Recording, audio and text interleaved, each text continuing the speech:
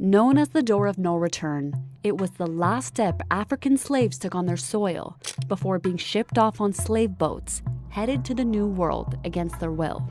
Cheap slave labor producing one main crop, king cotton.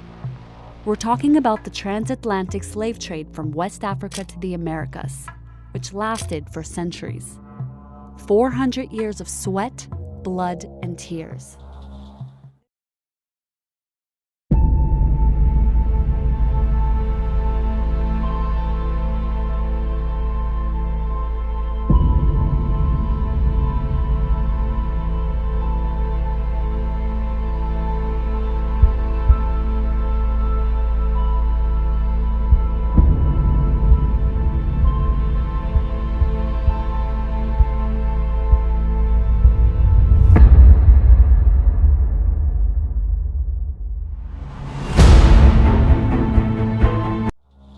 There's no way our ancestors could have comprehended that, yes, people, limbs are going to be cut off, tongues are going to be cut out their mouth, babies are going to be fed to alligators for bait, you know what I'm saying? Our women are going to be, raped repeatedly, and there's no way they could have possibly known.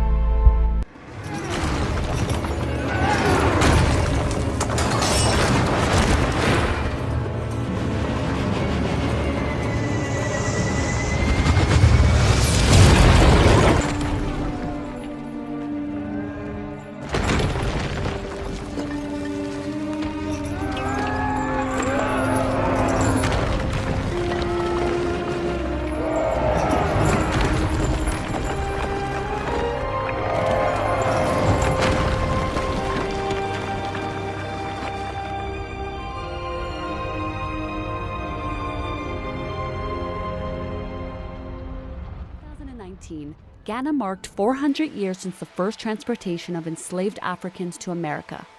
Ghana was actually one of Africa's main shipping points for slaves. Cape Coast, west of the capital city of Accra, is home to more than 30 dungeons where slaves were held in captivity before being sent to the United States, South America, and the Caribbean for forced labor.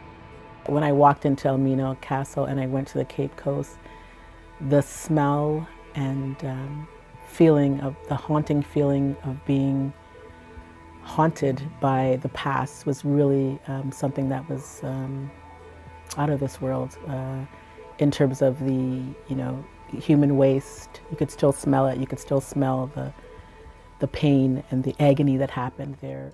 It is estimated that 12 million Africans were transported and almost 2 million died on the Middle Passage. While slavery was abolished in the U.S. in 1865, Roberta says the generational impact still lives on today. The beginnings of anti-Black racism. And I think people sometimes forget that we didn't come with generational money. Our generational money was taken away from us. Our resources were taken away. And we don't have the family backings in those ways based on what was stolen from us. What the United States government did was shameful. We have no idea how many wives, girlfriends, children inherited the disease and also died or were forever crippled by its effects. For 40 years, the U.S. government-operated public health service conducted what was known as the Tuskegee Syphilis Study, one of the darkest chapters in American history.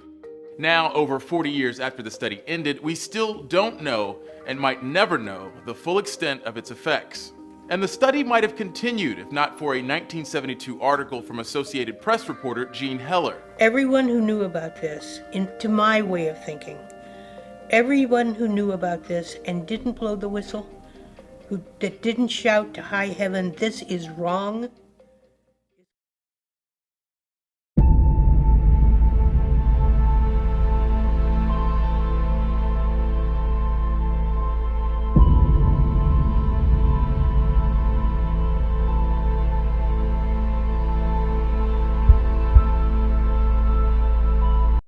is culpable.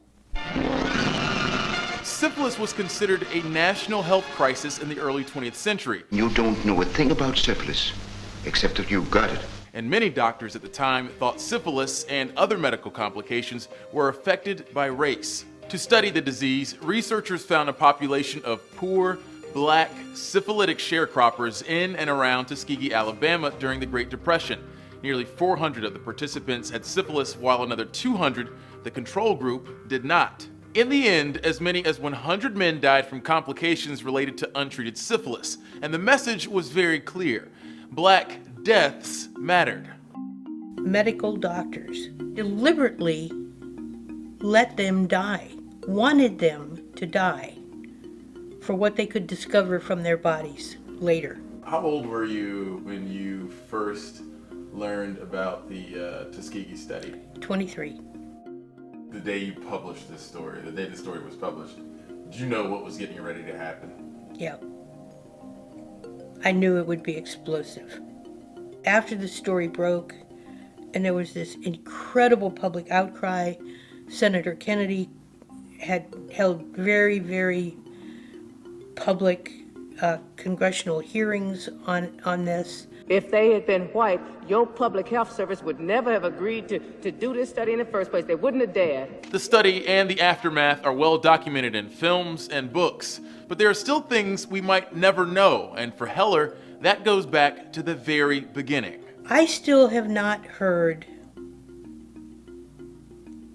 the answer to the very simple question of why. They should have been able to determine after the first 3 or 4 autopsies that the inside of a black person ravaged by syphilis looks identical to the insides of a white person, and stop the study. Beyond that, Heller believes there's no way to know just how many people were directly or adjacently affected by the study or its disclosure.